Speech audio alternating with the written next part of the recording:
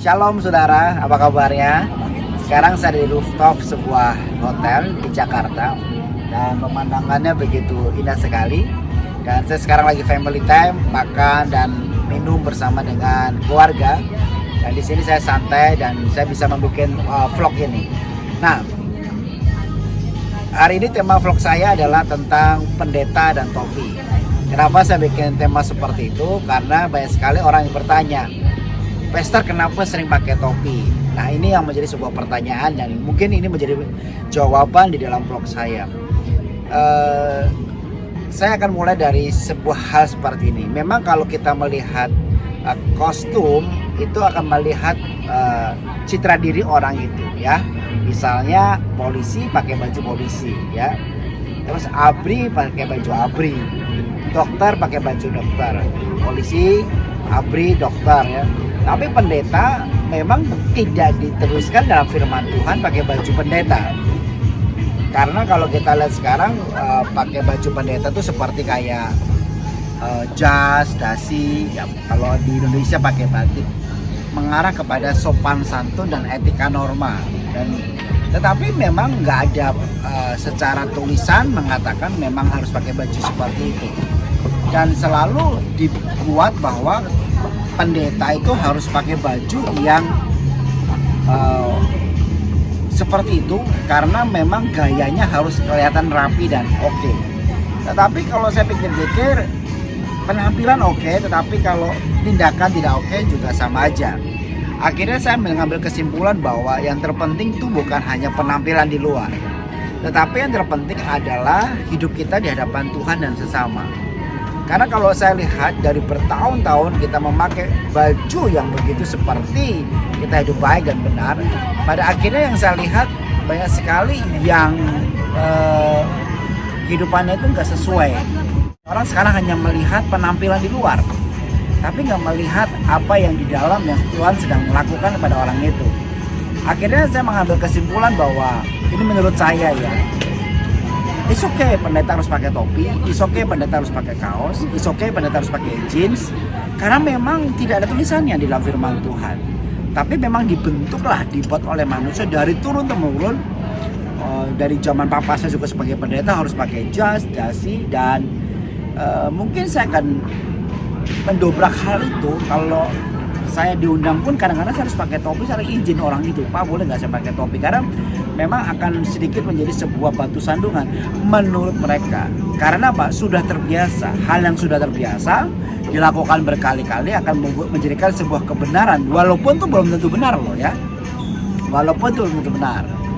Karena kebenaran harus ada sesuatu yang ditulis di dalam sebuah kebenaran itu sendiri. Makanya firman Tuhan adalah kebenaran. Kalau firman Tuhan mengatakan seorang hamba Tuhan harus pakai baju sesuai dengan hamba Tuhan itu, misalnya baju hamba Tuhan itu pendeta, atau pendeta itu adalah dasi, jas, saya akan lakukan itu. Tapi Alkitab nggak tulis, firman Tuhan nggak menulis. Artinya ya bukan berarti itu salah juga pakai baju itu. Tetapi juga bukan berarti yang pakai topi, yang pakai kaos juga salah. Karena kalau kita lihat di 1 Samuel 16 ayat yang ke-7 dikatakan begini, tetapi berfirmanlah Tuhan kepada Samuel, janganlah pandang parasnya atau perawakannya yang tinggi, sebab aku telah menolaknya. Bukan yang dilihat manusia yang dilihat Tuhan, melainkan apa yang dilihat depan mata, tetapi Tuhan melihat hati. Jadi Tuhan bukan melihat apa yang depan mata, tapi Tuhan melihat hati. Dari tulisan ini saya belajar banyak hal. Saya sering sekali bertemu dengan orang bertanya, Pastor, kenapa pakai kaos? Kenapa pakai topi? Saya kadang-kadang bilang, ya kan Tuhan melihat hati. Mereka nggak bisa terima.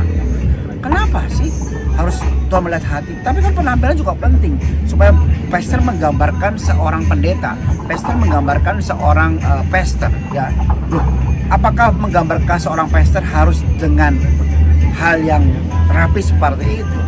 Kalau kita lihat baju jas bukan hanya dipakai oleh pastor pendeta, bisnismen juga pakai, pengusaha juga pakai, ya. Juga kalau kita lihat baju-baju yang pastor lakukan, banyak sekali juga orang-orang di luar sana juga memakai baju yang sama. Kostum menandakan siapa orangnya. Tapi kembali lagi, bahwa di dalam kekristenan sendiri kita harus belajar untuk objektif dan fleksibel dengan banyak hal yang terjadi di hari-hari ini. Kita harus belajar untuk berkembang dalam hal-hal yang luar biasa. Karena saya mengatakan, yang penting bukan masalah baju saja, tetapi yang penting adalah penjangkauan kita kepada jiwa-jiwa. Hidup kita yang benar di hadapan Tuhan, karena Tuhan yang melihat hidup kita.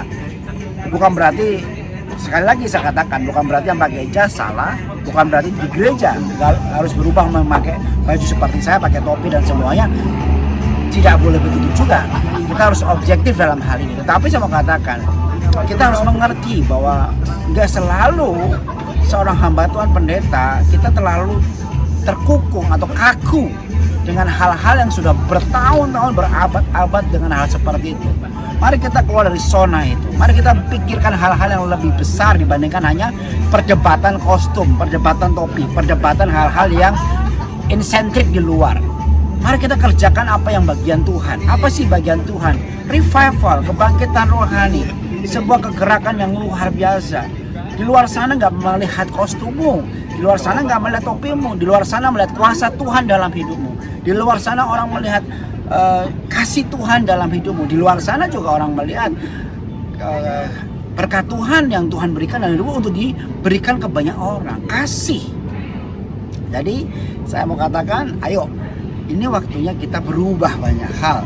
Bukan hanya terkungkung dari sebuah gereja, karena mungkin gereja A mengajarkan seperti itulah baju yang harus dipakai. Gereja B akhirnya semuanya bertolak belakang kepada hal-hal yang jasmani. Kalau kita pikir ya, kalau zaman dulu, kalau kita kembali ke orang Yahudi, sebenarnya baju Yahudi kalau perempuan ke gereja harus berkerudung.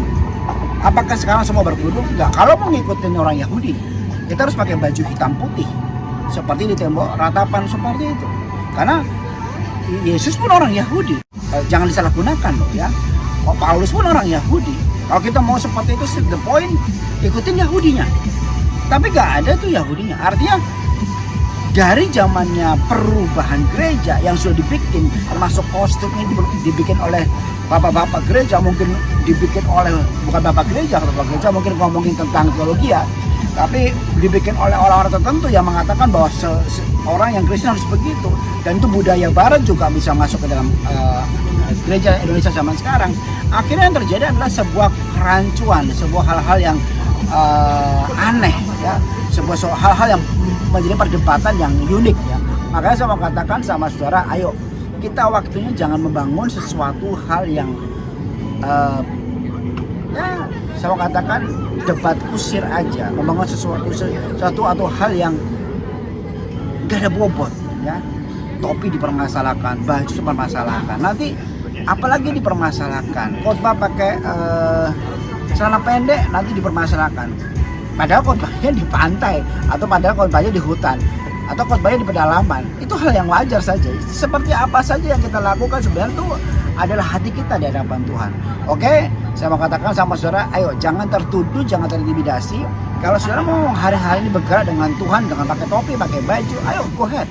Tapi kalau saudara masih pakai baju jas, pakai baju dasi, atau mungkin sudah tertutup semua, go ahead tuh, silakan. Kalau itu nyaman buat saudara. Tapi intinya jangan menjadikan itu sebuah hal yang utama atau prioritas. Prioritas itu di dalam hati. Dan prioritas yang kedua adalah apa yang Tuhan mau untuk jiwa-jiwa.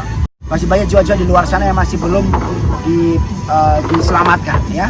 Mari kita selamatkan mereka, bawa mereka ke dalam Tuhan. Oke, saya Pastor Israel. Mari sama-sama kita bangun tubuh Kristus semakin kuat sesuai dengan warnanya masing-masing, bergerak dengan apa yang menjadi dimensinya masing-masing, dan nama Tuhan dipermuliakan. God bless you. Amen.